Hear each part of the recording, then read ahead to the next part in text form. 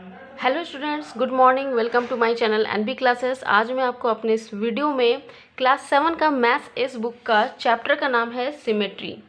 इसमें 11.1 और 11.2 दो एक्सरसाइज है। उन दोनों को ही एक्सरसाइज मैं अपने इस वीडियो में बताने वाली हूँ। तो स्टार्ट करने से पहले आप मेरे इस चैनल को सब्सक्राइब कर दें और ये बेल आइकन ज़रूर दबाएँ, तभी आपको मेरे आने वाले अपकमिंग वीडियोज़ का नोटिफिकेशंस मिल सकेगा। अगर आपको ये वीडियो अच्छा लगे तो मुझे कमेंट सेक्शन में भी लिखें और आपको कौन सा चैप्टर का वीडियो चाहिए वो भी लिखें, ताकि मैं उसे जल्द से जल्द अपलोड करने की कोशिश करूँगी। अपना फीडबैक ज़रूर दें, उससे मुझे भी अच्छा लगेगा कि आखिर आपका व्यूज़ क्या है मेरे इस चैनल के प्रति। चलिए स्टार्ट करते हैं सिमेट्री। तो देखिए, एक छोटा सा डेफिनेशन मैंने दिया हुआ आपको समझाने के लिए, तो पहले मैं वो पढ़ के सुना देती हूँ definition. The objects or shapes whose one half is exactly same in shape and size as the other half are known as symmetrical shapes। तो symmetrical shape होता क्या है? वैसे ऑब्जेक्ट जिसका हाफ पोर्शन वो ठीक उसके हूबहू जैसा लगे, मतलब कि जो लेफ्ट पोर्शन है वो राइट पोर्शन के ठीक एकदम एग्जैक्टली सेम दिखे। ये और भी क्लियर होगा जब आप क्वेश्चन सॉल्व करेंगे, तो आपको एकदम समझ में आ जाएगा।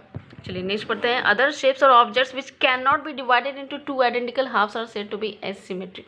तो एसिमेट्रिक क्या होता है कि वैसे ऑब्जेक्ट जो अपने हाफ की तरह नहीं दिखे, ठीक है, जिनका जो शेप है वो एग्जैक्टली दूसरी की तरह सेम नहीं दिखे, उसको एसिमेट्रिक शेप बोलते हैं। देखिए क्लियर हो जाएगा। आगे क्वेश्चन पढ़ते हैं। Number 1, which of the following figures are symmetrical. कौन सा फिगर इसमें से सिमेट्रिकल है? तो देखिए ए और डी जो है सिमेट्रिकल है, और बी और सी जो आपके बुक में दिया हुआ है वो एसिमेट्रिक फिगर्स हो गया, क्योंकि उसका हाफ पोर्शन दूसरे हाफ से मैच नहीं कर रहा है। देखिए ये हाफ पोर्शन ये इस हाफ से मैच कर रहा है हूबहू। अगर आप ओवरलैप करेंगे तो एग्जैक्टली सेम होगा, तो उसी तरह ये भी सेम होगा, इनकी both the figures are symmetrical. लेकिन 1 का बी और सी में वो सिमेट्रिकल शेप नहीं होगा, उसको एसिमेट्रिक शेप कहेंगे। चलिए आगे बढ़ते हैं। नंबर 2 में देख लेते हैं। Draw lines of symmetry in the following shapes. तो एम में ये लाइन ऑफ सिमेट्री आ गया, इस फिगर में 1 2 3 ये लाइन ऑफ सिमेट्री आ गया, एच में देखिए 2 लाइन ऑफ सिमेट्री बन रहा है, और इस फिगर में 1 लाइन ऑफ सिमेट्री बन रहा है। Now number 3, how many lines of symmetry does the following figures have. तो स्केलिन ट्राइंगल में देखिए it is a triangle with no lines of symmetry because all sides are different in shape and sizes. तो इसलिए no lines of symmetry हुआ, इसमें कोई lines of symmetry बनेगा ही नहीं स्केलिन ट्राइंगल में, क्योंकि इसके तीनों साइड अलग अलग होते हैं। Number B, isosceles triangle, it is a triangle with 1 line of symmetry because its 2 sides are equal. 2 sides equal होते हैं, इसीलिए 1 लाइन ऑफ सिमेट्री बनेगा। चलिए नंबर सी में देख लेते हैं। It has an infinite number of lines of symmetry, क्योंकि देखिए सर्कल में जो है होता है कि बहुत सारे हम लाइंस यहाँ ड्रॉ कर सकते हैं जो एक दूसरे पर ओवरलैप कर सकते हैं, और सेम एग्जैक्टली हूबहू एक हाफ शेप दूसरे हाफ शेप के एग्जैक्टली सेम हो सकता है। तो इसीलिए बहुत सारा इसमें लाइंस ऑफ सिमेट्री बन सकता है, इसीलिए इसके लिए लिखा गया है in infinite number of lines of symmetry. चलिए देख लेते हैं। रेगुलर हेप्टागोन में यहाँ पर देखिए 7 lines of symmetry, there are 7 lines of symmetry. Letter S has no lines of symmetry. Square, a square has 4 lines of symmetry, जैसे कि फिगर में यहाँ आपको दिख रहा होगा 1 2 3 4, इसमें 4 लाइंस ऑफ सिमेट्री बन रहा है। 4 नंबर में देखिए complete the following figures considering the dotted lines as the lines of reflection symmetry. तो आपको रिफ्लेक्शन सिमेट्री यहाँ पर बनाना है। देखिए यहाँ पर ये शेप दिया हुआ है, आपको इसका दूसरा शेप बनाना था, तो ये मैंने ड्रॉ करके दिखाया है ए का, और ये बी का है। ये शेप देख लीजिए ऐसे बना हुआ था, तो हम लोग को ऐसे ये रिफ्लेक्शन सिमेट्री बनाना था। 5 नंबर में देखिए complete each of the following figures to be symmetric about the mirror line. तो देखिए मिरर लाइन एक दिया हुआ है, तो आपको सेम एग्जैक्टली वो शेप बनाना था। तो ये ग्रीन वाला जो है वो मैंने ड्रॉ किया है, और ये पहले से ही बुक में बना हुआ था, तो इस तरह से कुछ फिगर बनेगा। सेम उसी तरह बी नंबर में भी देखें, यहाँ पर ये आपके बुक में है और ये मैंने बनाया है, तो इस तरह से ही फिगर आपको ड्रॉ करना है। मिरर लाइन है, मिरर लाइन में आपको देख के इसको आपको इमेजिन करके बनाना है, तो कुछ इस तरह से बनेगा। आपको अगर नहीं बन रहा है तो आप मिरर में इस इमेज को रख के आप देख के बना सकते हैं। चलिए 6 नंबर देख लेते हैं। Draw a motive and create a design using translation symmetry.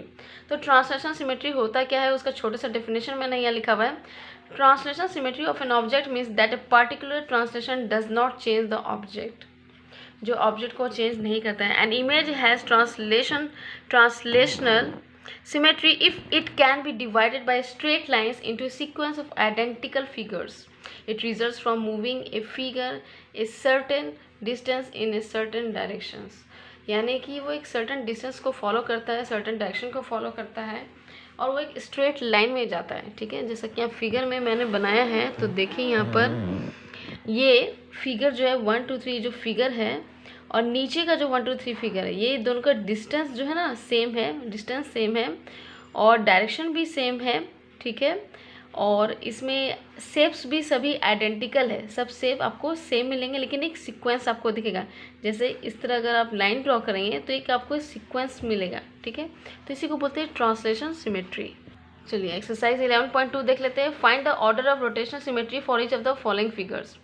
तो a figure is said to have rotational symmetry if it looks exactly like its original after turning through a certain angle less than 360 degree about a certain point। यानी कि rotational symmetry हुआ क्या कि वो exactly अपने original shape की तरह दिखेगा जब उसको हम टर्न करेंगे। तो किसी भी फिगर को जब हम टर्न करेंगे तो उसके इस ओरिजिनल शेप की तरह दिखना चाहिए। तो देखिए नंबर ए में देखिए यहाँ पर एक रेक्टेंगल शेप दिया हुआ है। ठीक है, इसको हम 90 डिग्री टर्न किए और फिर इसको 90 डिग्री टर्न करेंगे तो फिर ये ओरिजिनल ये 180 डिग्री में आ जाएगा। ठीक है, 180 डिग्री में ये ओरिजिनल शेप आ जाएगा। तो क्या हो गया, the order of rotational symmetry is क्या हो जाएगा 2, यानी कि 2 बार हम लोगों ने इसको टर्न किया। नंबर बी में देख लेते हैं एन नंबर। एन का जो है आंसर 2 होगा, यानी कि इसको भी 2 बार आपको टर्न करना पड़ेगा। तो वही आपको नंबर ऑफ मतलब कि ऑर्डर निकालना था, रोटेशनल सिमेट्री का ऑर्डर निकाला। तो ऑर्डर कितना हो गया 2। नंबर सी में देख लीजिए, यहाँ पर ये फिगर दिया हुआ है। The order rotational symmetry is 6, क्योंकि 6 साइड है तो इसीलिए इसका ऑर्डर रोटेशनल 6 होगा। उसी तरह नंबर डी में देख लीजिए, यहाँ पर the order rotational symmetry is 3, क्योंकि 3 शेप है तो इसीलिए इसका ऑर्डर क्या बनेगा 3।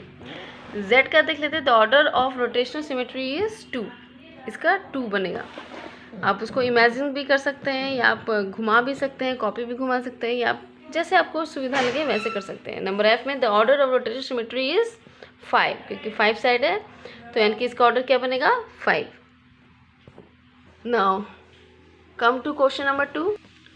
Question number 2, write the angle of rotation for each of the following letters. तो देखिए ये एक्स दिया हुआ है, एक्स का एंगल ऑफ रोटेशन क्या होगा 180 डिग्री, वाई का क्या होगा 360 डिग्री पर ही ओरिजिनल शेप में आएगा, वी 360 डिग्री, एस 180 डिग्री पर आएगा सेम, यानी कि ओरिजिनल शेप जो है 180 डिग्री पर आएगा, ए का 360 डिग्री, एच का 180 degree. Which of the following figures have rotational symmetry of order more than 1। यानी कि ए का, जैसे कि आपने अभी तुरंत देखा, ए का जो यहाँ पर आया था 360 डिग्री, तो ए का जो ऑर्डर ऑफ रोटेशनल सिमेट्री 1 होगा, क्योंकि 360 पर घुमाएंगे तभी वो ओरिजिनल शेप में आएगा। बी का देख लीजिए, फिगर स्क्वायर है तो 4 साइड है तो 4 ऑर्डर ऑफ रोटेशनल सिमेट्री बनेगा। स्टार है 5 है, 5 इसका साइड है तो उस तरह से 5 बनेगा ऑर्डर ऑफ रोटेशनल सिमेट्री। और डी का देखिए 1 बनेगा, इसको आप 360 में घुमाएंगे तभी वो सेम ओरिजिनल पोजीशन पर आएगा।